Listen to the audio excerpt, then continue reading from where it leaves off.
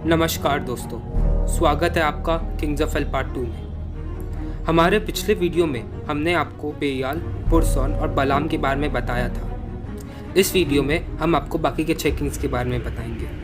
अगर आपने हमारा पिछला वीडियो नहीं देखा तो उसका लिंक मैंने डिस्क्रिप्शन में डाल दिया है। प्लीज़ जाके पहले वो वीडियो देखें ताकि आपको ये वीडियो अच्छे से समझ में आए। इसी के साथ हम अपना वीडियो चालू करते हैं।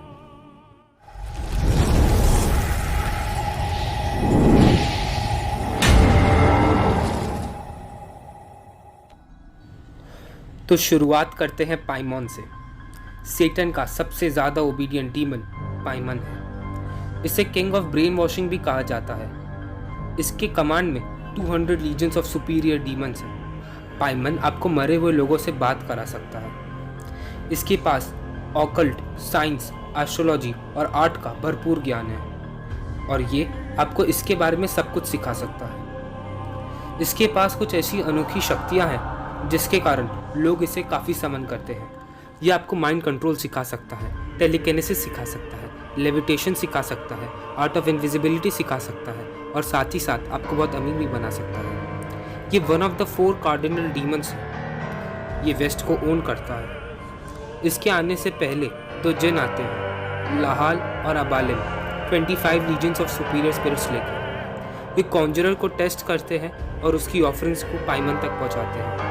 इसके ऑफरिंग्स में चाइल्ड ब्लड और अल्कोहल होना कंपलसरी है। इसका शरीर आदमी का है लेकिन चेहरा लड़की का। ये क्राउन पहनता है जो इसके लिए सबसे ज़्यादा इम्पोर्टेंट है। ये कैमल पे सवार रहता है जिसका नाम ड्रोमेड्री है। नेक्स्ट हमारे लिस्ट में आता है विनय। विनय एक किंग होने के साथ साथ एक अर्ल भी है। इसके कमांड में 36 लीजन्स ऑफ डीमंस है। पुरसॉन के तरह इसका भी चेहरा शेर का है और इसके भी हाथ में वाइपर रहता है। तो अब आप ये सोच रहे होंगे कि पुरसॉन और विनय में डिफरेंशिएट कैसे करें। तो इसका जवाब ये है कि पुरसॉन एक ब्लैक बेयर पे सवार रहता है और विनय एक ब्लैक हॉर्स पे। माना जाता है कि ये समुद्र में हलचल मचा सकता है और सुनामी पैदा कर सकता है। इसके पास एक ऐसी शक्ति है जो इसे सबसे ज़्यादा डेडली बनाती है। ये आपके शरीर से आपकी आत्मा को आपसे बिना पूछे निकाल सकता है। इसे इसलिए समन किया जाता है क्योंकि दूसरे आपके बारे में क्या सोच रहे हैं ये वो आपको बता सकता है। इसे समन करने के लिए एनिमल सैक्रिफाइस अनिवार्य है, प्रेफरेबली हर्बीवोर। नेक्स्ट हमारे लिस्ट में बेलेथ आता है।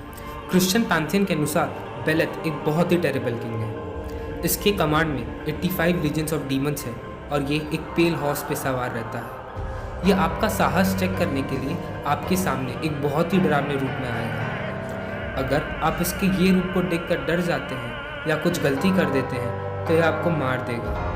ये बिल्लियों का राजा है और जब आप इसे पहली बार बुलाते हैं तो ये गुस्से में रहता है। आपके कमांड पे ये किसी भी इंसान को आपके तरफ आकर्षित कर सकता है। इसे एक ब्लड ट्रायंगल के बीच समन करना पड़ता है और आपको अपने लेफ्ट हैंड के मिडिल फिंगर में एक सिल्वर रिंग पहनना पड़ता है इसके डेमोनिक फायर ब्रेथ से बचने के लिए।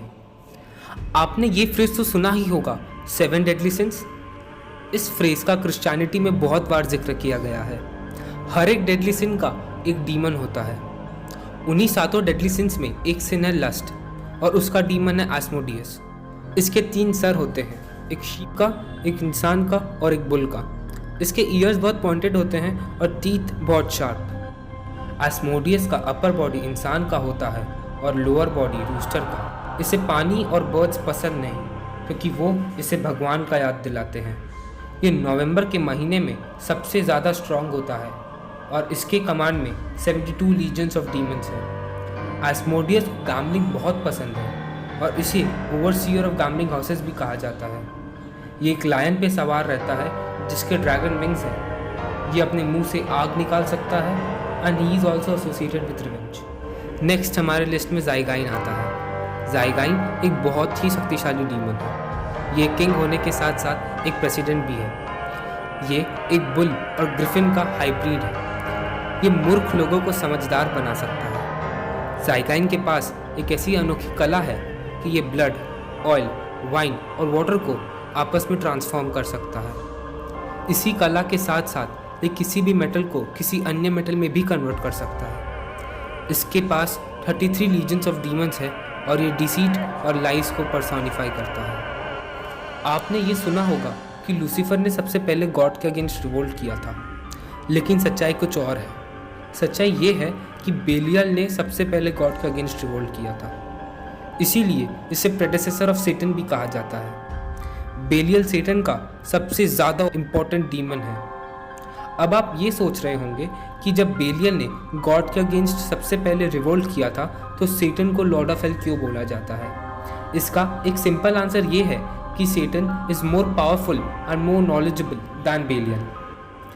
ये अपने आप को कॉन्जरर के सामने एक बहुत सुंदर एंजल के रूप में दिखाता है और बड़े मीठे स्वर में बात करता है।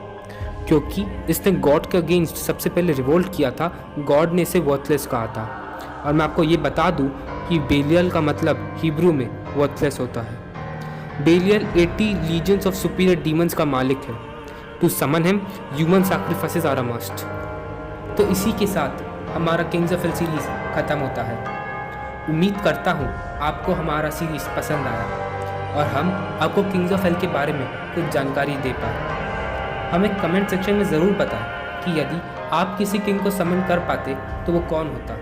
Make sure to like, share and subscribe to our channel. मिलते हैं आपसे अगले वीडियो में।